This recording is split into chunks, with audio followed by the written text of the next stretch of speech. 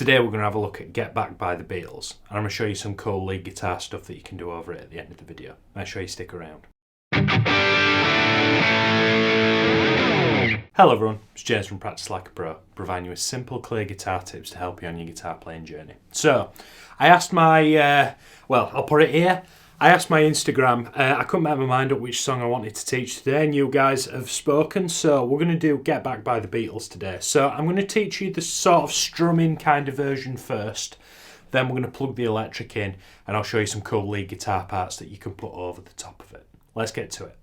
So let's start at the very beginning. So we're going to start with an A major chord for 3 bars, and I'm doing a down, down, up, down, up strumming pattern for 3 bars.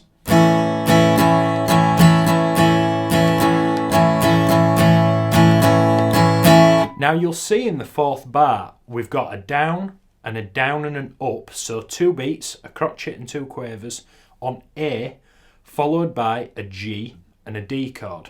So you've got down, down, up, G, D. I'll play all 4 bars for you.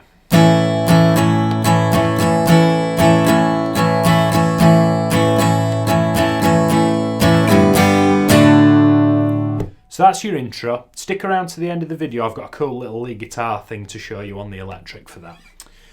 Then we go into his verse. Now all it is it's an 8-bar phrase.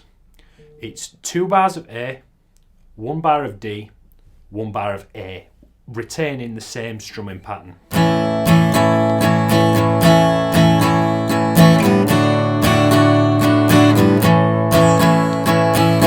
And we're going to repeat that twice, and hopefully you can hear the tune in that. Georgia was a man who thought he was a loner, etc.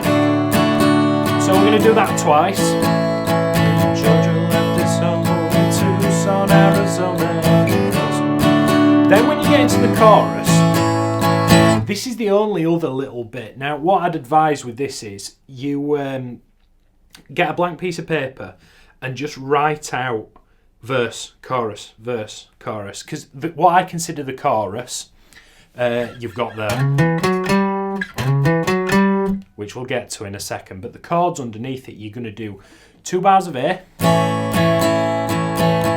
a bar of D, half a bar of A, followed by the G and the D. Then you're going to do 2 bars of A, D, back to A. You could make your own chart for this, but to be honest, the best success I've had with this is just going round and round and round it, and you will get the sort of, you will hear where each of those are. And it's either going to end with the push G, D, or it's going to end on just an A chord, depending on where you are in the song. Now, think of it whether it's going to go somewhere. So like before it goes to the guitar solo, it is going to go. But maybe while the guitar solo is going on, they're not going to do it because they don't want to sort of step on the lead guitarist George Harrison's toes. So just a little bit of food for thought there. The only other sort of chordy bit of note, because it is pretty much the same progression, it's just how it ends is a little bit different of note, is at the end of the 2nd chorus, you're going to do 2 bars of A, 1 bar of D, then on that 4th bar it just does 1 strum of D before the, I think it's an electric piano or Rhodes or Fender Rhodes or something like that comes in to do a solo. But other than that, that's it when it comes to the chords. It's 1 of 2 sections that I've outlined. Okay folks, back in the room. So I've just been having a bit of a play around with a couple of different guitars. I think I'm going to go for the Telly today. So for the intro, now I know George Harrison does this kind of in the intro. Now I don't tend to do that when I play this in bands. I tend to do like a bluesy shuffle over the top. So if you don't want to do the shuffle and would rather be more authentic, just do this sort of offbeats 1 and 2 and 3 and 4 and over the intro, and I'm just doing those with an upstroke. And can you see how I'm muting it with my 3rd finger, my 3rd and my 4th finger to stop everything, because you don't want.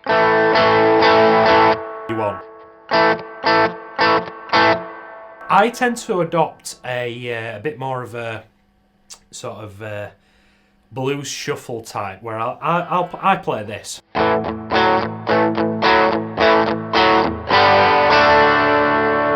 Now, what I do there is I'm playing the open A string, and it's just a constant, is that, and I'm sort of to-ing and fro-ing between the 2nd fret of the D and the 4th fret of the D.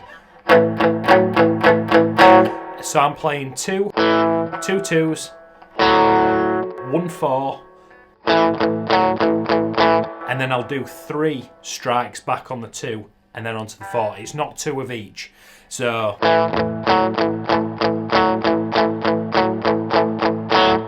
I'll do that for the 3.5 bars in the intro, and then I'll finish it with a big G and D. Now notice I don't have a really overly crunchy tone on my amp. I've just got so we're going into the Fender Princeton, and I've just got the Tube Screamer Mini on the floor, and it's barely got any gain. It's the back pickup of this guitar. If anyone's owned a Telecaster, you know these back pickups can be savage. So they are very, very, very, very wiry, but that's the tone that I'm going for, because you want to poke out from the record or the band that you're playing in. So that's what I do over the intro. Then when I get into the verses, instead of going like we taught earlier, I'll do that bluesy shuffle over the chords. So while the rest of the band's playing an A chord, I'll just play the what I did at the start. Also notice I'm palm muting. I've got this part of my my palm just past the strings to get a sort of duller tone. So I'll do that over the A chord. Then when we go to the D chord, I'm just going to move everything down a string. So it's just a variation on what everybody else is doing, but it just adds that sort of rock and roll-y kind of vibe. So then for the chorus, while everybody else is doing Get Back, while everybody's doing that, we're going to play a little riff that sounds like this.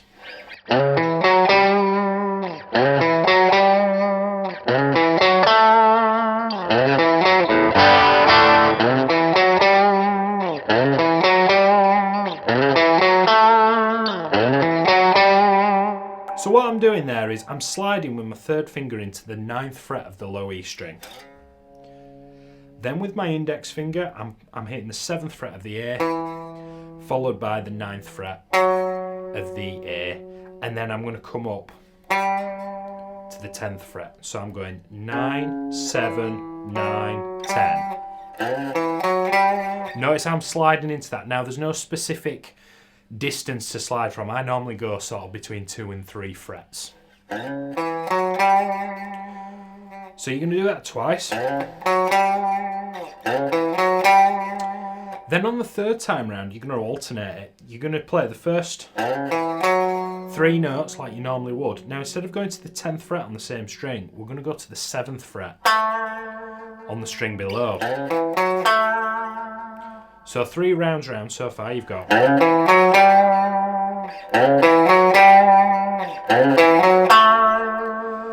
Then you've got. So you sort of do half of the riff followed by the G and the D. On the 2nd repetition, you don't do the G and the D because you've got to follow what the band are doing. If you'd like me to break down the solo for this, I'll happily do it, but it needs to be in its own video. Let me know in the comments if you'd like me to do that. Bit of something different today, trying a few new ideas. Let me know what you think of the new format, sort of mixing electric and acoustic and actually using amps instead of simulators. I'd be interested to know what you think. If you like what we do here at Practice Like a Pro, please do consider subscribing. We upload 3 guitar lessons a week. And if you want to learn something else, we've got some other videos here for you to check out. Thank you very much for watching, and until I see you next time, keep practicing like a pro. Cheers.